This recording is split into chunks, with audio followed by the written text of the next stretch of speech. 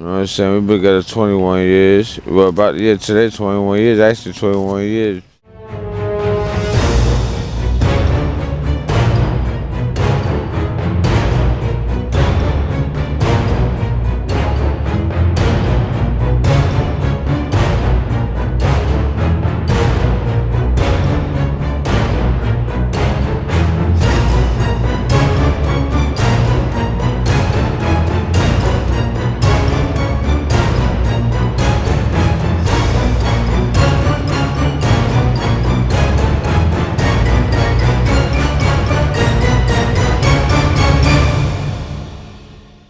The depth of New Haven's homeless problem is emerging from the shadows. And most of us are used to seeing homeless on the streets and at shelters, but today News 8 got a first-hand look at the severity of the problem.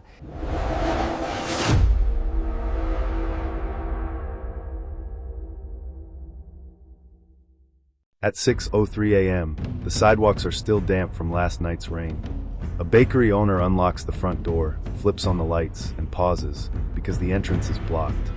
Not by a delivery truck, not by construction, by a person asleep against the frame, wrapped in a thin blanket, breathing slow, trying to stay invisible. A few steps away, there's trash scattered by the wind, a shopping cart tipped on its side, and the kind of mess that no employee should have to handle, because it's not just litter. It's a public health concern. The owner stands there with a phone in one hand and keys in the other, caught between two fears. If I call for help, will it turn into force? If I don't, will this become normal? That moment, right there, is America's homelessness crisis in miniature. Not a debate on a screen, not a headline you scroll past. A real collision between a person in survival mode and a neighborhood trying to function. And when these scenes repeat, day after day, block after block, cities start to feel like they're cracking. Not all at once, slowly, in little ways. One locked restroom, one closed bench, one neighborhood that stops gathering outside. Welcome to U.S. Homeless Secrets. This channel tells hidden stories plainly and respectfully. We don't shame people. We don't exploit pain. We avoid graphic scenes. We don't encourage harm. We stay within YouTube's policies by focusing on human reality, public safety, and solutions that protect dignity. Names and identifying details are changed for safety. Some stories are composites based on recurring patterns described by outreach workers, public reports, and research. Today, we're opening one of the most uncomfortable files in modern America: unmanaged street homelessness, public safety, and the mental health crisis beneath it. Because here's the question that sits at the center of everything. If we can't protect public spaces and protect human beings at the same time, what does that say about the system we built?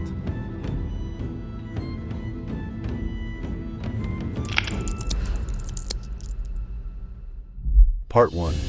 The crisis is bigger than most people realize. If you only understand homelessness through viral clips, you'll miss the real scale. America's most widely cited national snapshot, the point-in-time count reported by the U.S. Department of Housing and Urban Development, has shown record-high homelessness in recent data, documenting a system under severe strain. And one detail matters more than the rest. Even as cities added beds, the need kept outpacing supply. HUD's reporting describes a national system where emergency shelter capacity increased. Transitional housing continued to shrink in many places, and yet the pressure on streets remained intense. That means a person can do everything right. Show up early, ask for help, follow instructions, and still be told, not tonight. That tension is the start of the encampment story. Because when shelter beds are full, or rules don't fit someone's reality, or a person is actively unwell, the street becomes the default option. Not as a lifestyle, as a last resort. And when enough people are forced into that same last resort, the results are predictable. Sidewalks become bedrooms. Parks become storage. Underpasses become neighborhoods. Businesses become cleanup crews. Police become mental health responders. Emergency rooms become the clinic of last resort. That is not a moral failure of one person. It's the symptom of a system running past its limits. And the public feels it. Residents feel less safe walking to work. Parents feel uneasy when parks stop being parks. Small business owners feel trapped between compassion and chaos. And people living outside feel something even worse. They feel like the city has decided they are a problem to move, not a human being to stabilize. This is why the conversation gets so heated. Because everyone is reacting to something real, and because the stakes aren't abstract. The stakes are daily life, safety, dignity, and whether a community can still share the same space without fear or shame.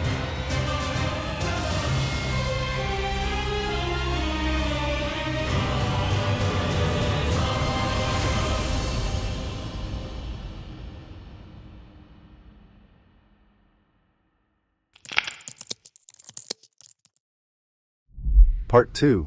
Why encampments can turn into public safety flashpoints. Let's say this clearly because it matters. Most people experiencing homelessness are not violent. They are far more likely to be harmed than to harm others. But unmanaged encampments can still become public safety flashpoints. Not because every person there is dangerous, but because the conditions are unstable and the environment is overloaded. Think about what an encampment often lacks. Regular sanitation, running water, safe trash removal, consistent medical care, stable sleep, secure storage, protection from theft, protection from exploitation, clear conflict resolution. When you remove stability, you don't get peace, you get survival, and survival changes behavior. People guard belongings because losing a backpack can mean losing medication, ID, or the last photo of their child. It can mean losing the paperwork that proves who they are. People stay awake because sleep can be risky. Small conflicts can escalate because everyone is running on exhaustion, stress, and fear. And when people live inches apart with no privacy, even normal tension can boil over. And public spaces weren't designed for this. Sidewalks weren't designed to be permanent housing. Parks weren't designed to function as outdoor shelters. Transit stations weren't designed to serve as overnight refuge. So the city starts to break in visible ways. A wheelchair user can't pass on a blocked sidewalk. A storefront can't open without stepping around someone sleeping at the entrance. A park becomes unusable for families. Trash piles up because there's no service designed for a place that isn't supposed to exist. And then comes the part nobody wants to say out loud. When there is widespread untreated mental illness and addiction inside a setting with no stability and no care, unpredictable incidents become more likely. Not inevitable for every person, but more likely for the environment. That's not demonizing anyone. It's describing what happens when human beings are left in crisis without treatment, when distress has no exit ramp. And this is where cities often make their worst mistakes. They treat the visibility as the problem. So they sweep, they clear, they relocate, they declare victory. But sweeps don't cure psychosis. Sweeps don't treat trauma. Sweeps don't create housing. Sweeps move people, often farther from services, and reset the chaos somewhere else. Sometimes they also fracture trust, making it harder for outreach workers to reconnect with someone who finally said, "Okay, I'll take help." You don't solve a fever by smashing the thermometer.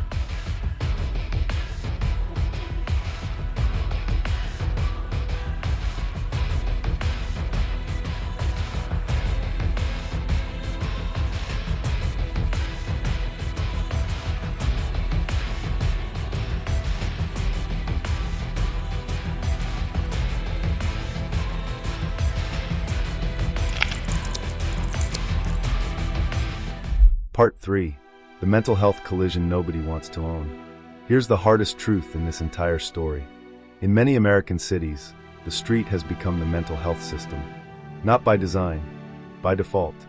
When a person has severe untreated psychiatric symptoms, when reality itself is distorted, housing applications and appointment schedules don't work the way people imagine. If you're hearing voices, how do you keep track of a case manager's voicemail? If you're in a trauma response, how do you sleep in a crowded shelter? If you're cycling through withdrawal, how do you show up on time to fill out paperwork? And if your brain is in constant survival mode, even simple tasks can feel impossible.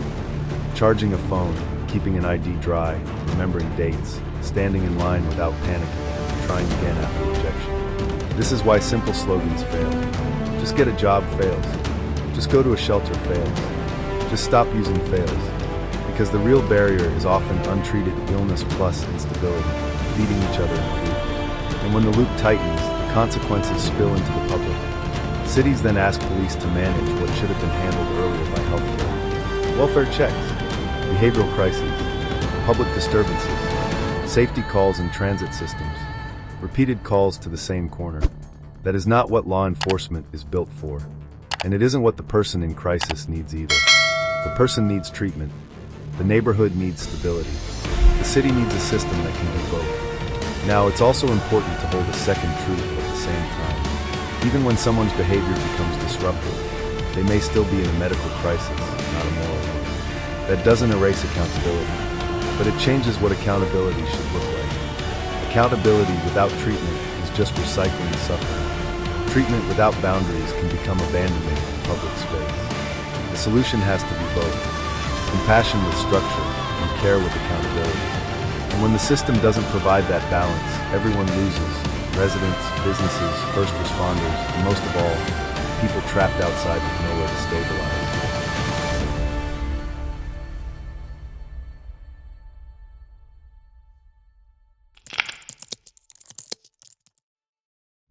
Part 4. Why we spent millions still doesn't fix it. People hear big numbers and feel confused. How can we spend so much and still see tents? Because spending is not the same as outcomes. A system can spend heavily on short-term responses and still fail long-term, especially if the money is scattered across emergencies instead of focused on lasting stability. Here are the hidden drains that quietly consume budgets. Emergency response costs. When people live outside, preventable issues become emergencies. A small infection becomes an ER visit. A mental health crisis becomes a 911 call. A fire risk becomes a fire dispatch. And those costs repeat because the root cause hasn't changed. Cleanup and sanitation costs. Unmanaged outdoor living creates waste and hazards that cities weren't built to handle at scale. Businesses feel it. Residents feel it. Workers hired to clean it feel it. And the cleanup cycle becomes constant instead of occasional. Fragmented systems. Housing, healthcare, behavioral health, addiction treatment, and social services often live in separate silos. That means people fall through gaps, again and again, until they end up back where the system can't ignore them, outside. Time delays that turn recoverable problems into chronic ones. The longer someone stays unsheltered, the harder it becomes to stabilize. Sleep deprivation worsens mental health. Trauma stacks. Health declines. The path back gets steeper. A short crisis becomes a long identity. HUD's reporting also shows how the housing inventory shifts.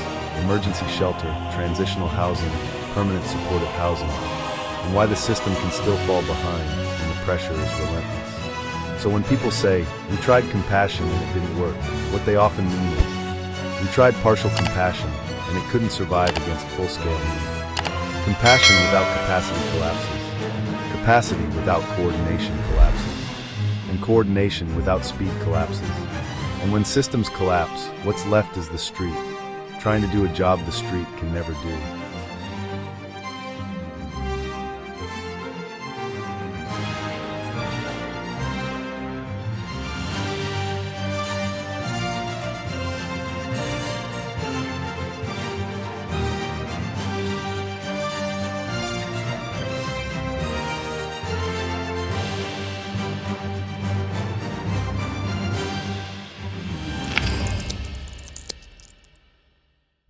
Part 5. The law changed, and cities are still deciding who they want to be.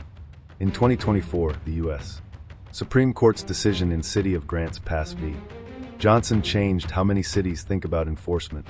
In simple terms, the court held that enforcing certain public camping restrictions does not automatically violate the Eighth Amendment's ban on cruel and unusual punishment in the way some lower courts had framed it.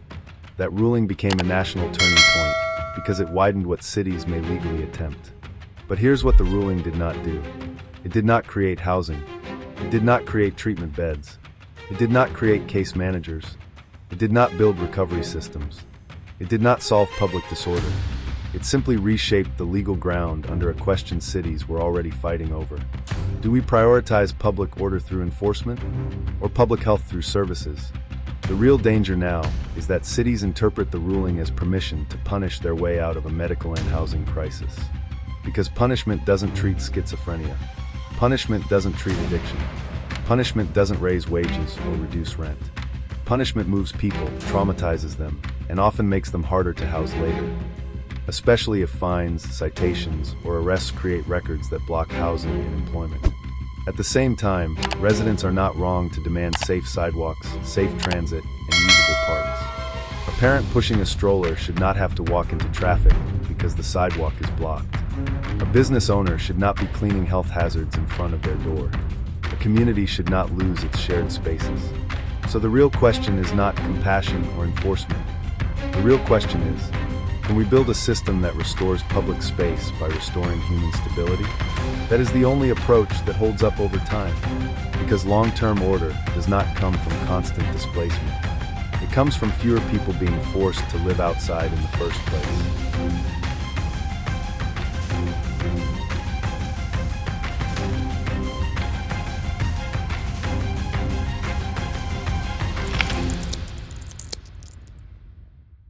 Part 6. What actually works? Balanced solutions that protect dignity and public safety. Now the most important part, what works isn't a single magic program.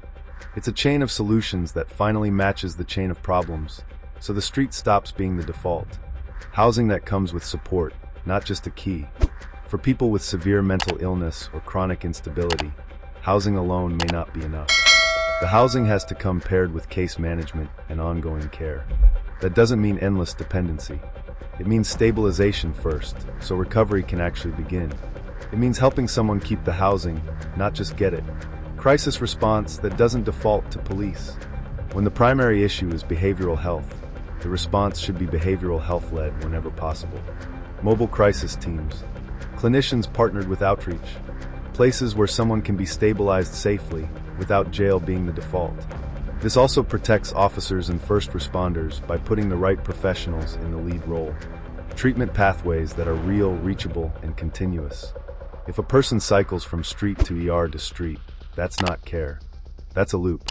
Real systems create step-by-step pathways. Street outreach, stabilization treatment, supportive housing, follow-up care. No disappearing support after one missed appointment. No good luck, hope you make it. And no pretending recovery is a straight line. People relapse. People struggle. Continuity is the difference between a setback and a collapse. Shelter options designed for real life. Many people avoid shelters for reasons the public doesn't always understand. Fear of theft, fear of assault, trauma triggers, strict curfews, separation from partners, separation from pets, restrictions on belongings.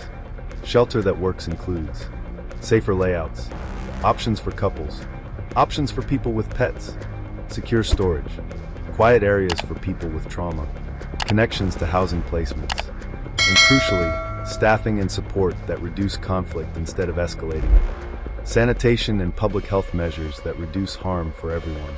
This is not glamorous, but it matters. Trash removal, toilets, hand-washing options, safe disposal systems where appropriate, and coordinated cleanup that doesn't destroy someone's documents and medication. Public health guidance has emphasized that unsheltered homelessness is linked to poor health outcomes and that connections to permanent housing and services remain central, especially during disease outbreaks and public health threats. Managed sites where encampments are organized instead of chaotic. In some cities, managed or sanctioned spaces, run with rules, sanitation, security, and service connections, have helped reduce disorder while moving people toward housing. It is not a forever solution. It is a pressure valve, and for neighborhoods, it can reduce the chaos that comes from unmanaged sprawl by setting clear boundaries. Where services are, where outreach can find people, where sanitation is built in, and where there is a real pathway out. Prevention that stops the fall before it becomes a free fall. The cheapest, most humane solution is stopping homelessness at the edge. Short-term rental assistance, mediation, eviction diversion, hospital discharge planning that doesn't send people to sidewalks. Help replacing IDs. Help with benefits. Because for many people, homelessness begins with one shock. A layoff, a medical bill, a breakup, a rent increase. If the system catches people in that first month, you prevent years of street instability, and you prevent the public disorder that comes with large-scale unsheltered homelessness. And here's the principle that ties all of this together. Public safety and human dignity are not enemies. When people stabilize, neighborhoods stabilize. When treatment is accessible, disorder drops. When housing is reachable, encampments shrink. And when systems move fast enough, fewer people are forced into survival on the street.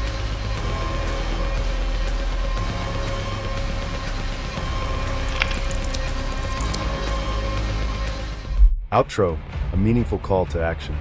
If you've watched this far, you've already done something rare. You stayed with the uncomfortable truth. Because this story is not simple. It isn't good people versus bad people. It's a system under strain, where public spaces are cracking and human beings are falling through the gaps. Yes, we need safe sidewalks. Yes, we need usable parks. Yes, we need businesses that don't feel under siege. And yes, we need human beings in crisis to be treated like human beings, not like something to be swept away. Because here is the truth that should haunt all of us. A city can spend millions cleaning the same corner over and over. Or it can spend wisely building the systems that keep people from ending up on that corner in the first place. And that choice is not just political, it's moral. So here's what you can do, this week, not someday. Learn who does outreach in your city and support them.